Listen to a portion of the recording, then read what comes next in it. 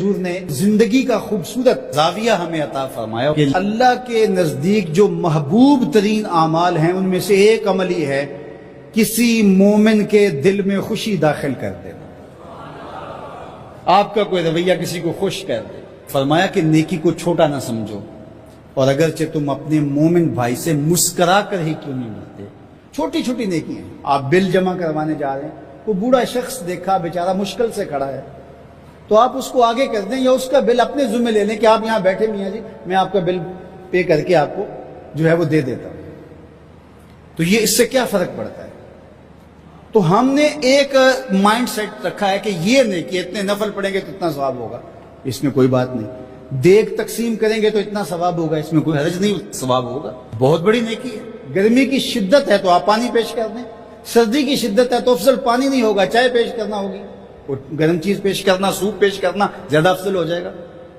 اب گرمی میں ٹھنڈا پانی، یخ بستہ پانی ہو، یا آئس کریم آپ گرمی میں کسی آنے والے شخص کو کھلاتے ہیں تو وہ خوش بھی ہوگا، آپ کو ثواب بھی ملے گا، پانی کا ثواب ہے. لیکن سردیوں میں ٹھٹرتا ہوا آئے اور آپ برف والا پانی اس کو پیش کریں تو کام تو وہی کیا جو گرمی نے کیا تھا، لیکن اب اس کا ثواب نہیں ہوگا کیونکہ اس کو خوشی نہیں ہوگی تو فائدہ نہیں ہوگا. اس کے دل میں جو خوشی پیدا ہونی ہے اس کا ثواب آپ کو مل رہا ہے.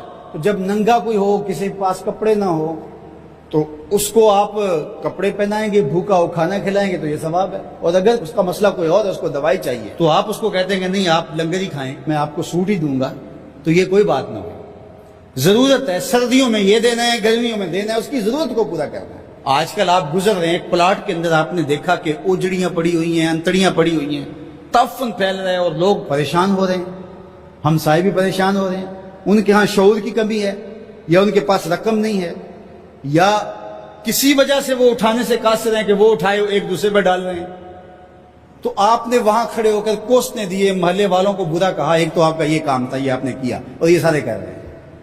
لیکن اگر آپ نے وہاں کسی ٹرالی والے کو روکا اور کہا کہ یہ اٹھاؤ کتنے پیسے لوگے، اس نے کہا میں 2000 روپے لوں گا، تو آپ نے 2000 جیب سے نکال کر اس کو دیا اور کہا کہ یہ اٹھا کے کہیں پھینک دو، میں آدھے گھنٹے کے بعد دیکھ لیتا ہوں. تو وہ اٹھا کے کہیں پھینک آیا. آپ نے چاولوں کی دیگ پکا کر بانٹی نہیں ہے، آپ سمجھیں شاید وہی نیکی ہے.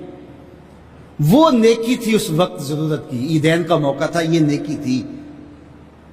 تو یہ چھوٹے چھوٹے بظاہر کام ہوتے ہیں جس سے لوگوں کو فائدہ ہو، اللہ کی مخلوق کو فائدہ پہنچے، لوگوں کو راحت پہنچے.